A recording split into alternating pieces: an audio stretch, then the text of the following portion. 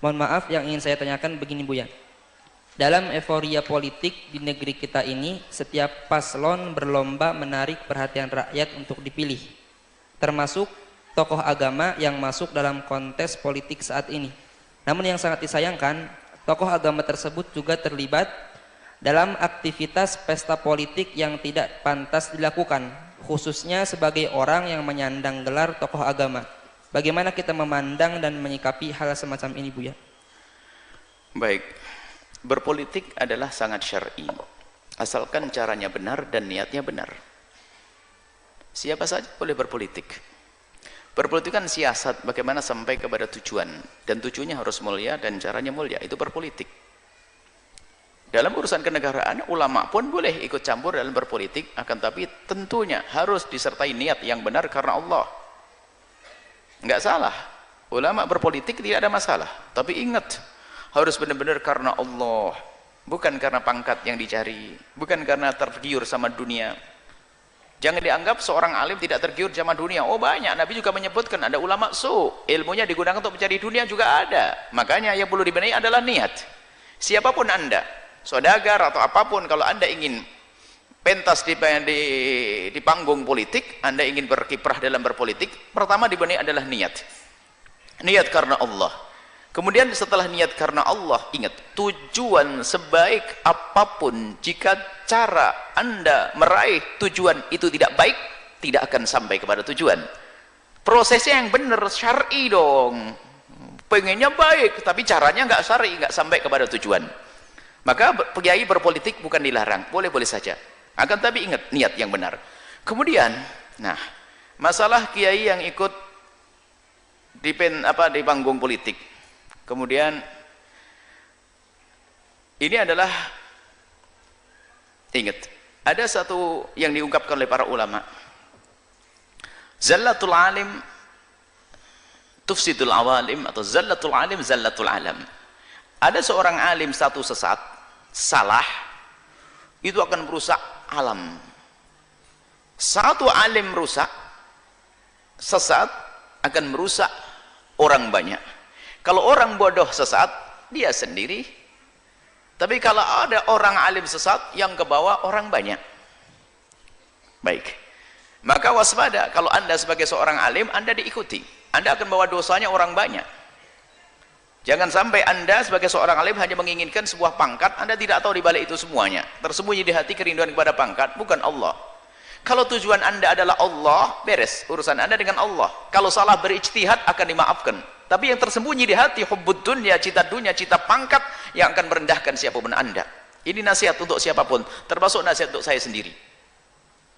Lihat, kalau karena Allah aman, mungkin salah ijtihad. Tapi kalau bukan karena Allah, nggak akan nyampe kepada Allah, nggak diterima oleh Allah Subhanahu Wa Taala. Baik.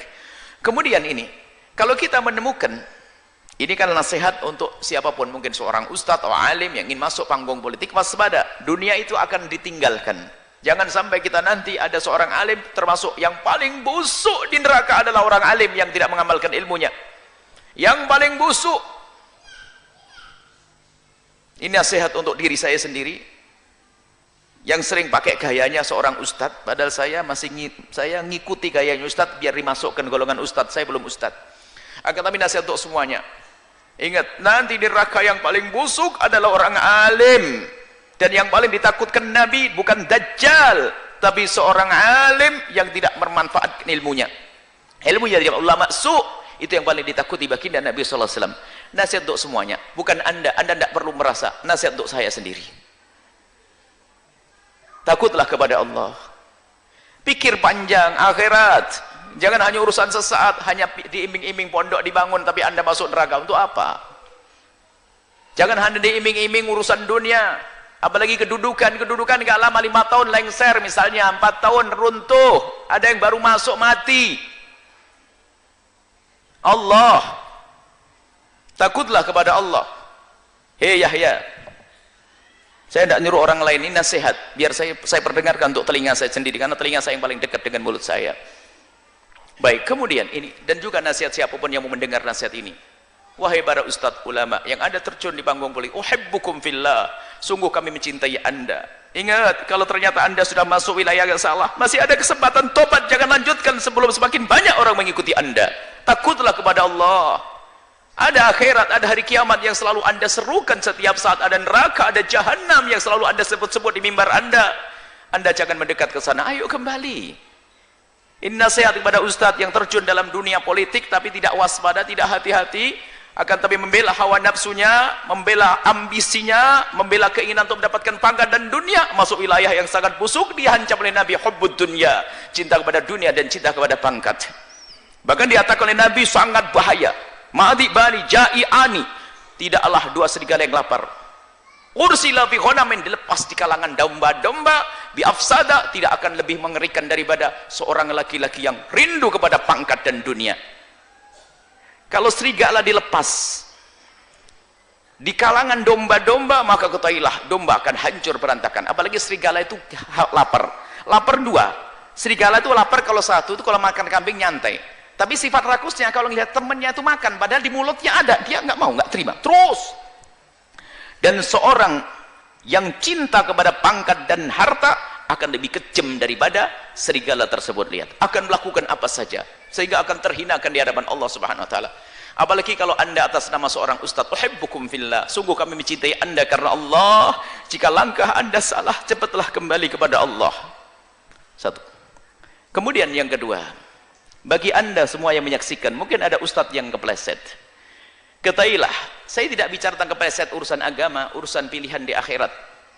Tapi saya melihat, saya mengajak berdiskusi tentang orang kepleset di dunia. Kalau anda melihat orang kepleset, kalau itu umat la ilaha illallah, kepleset kakinya, anda harus merasa kasihan. Allah kan begitu. Akan tapi kita sering tidak punya kasih sayang. Kalau ada orang kepleset, tepuk tangan, bahkan jadi bahan olokan dan ejekan. Kalau ada seorang alim kepleset, mestinya tangis kita lebih besar daripada seorang awam yang kepleset. Tapi kadang kita dikuasai kebencian, caci maki. Kita tidak boleh mencaci maki, tidak boleh mengolok.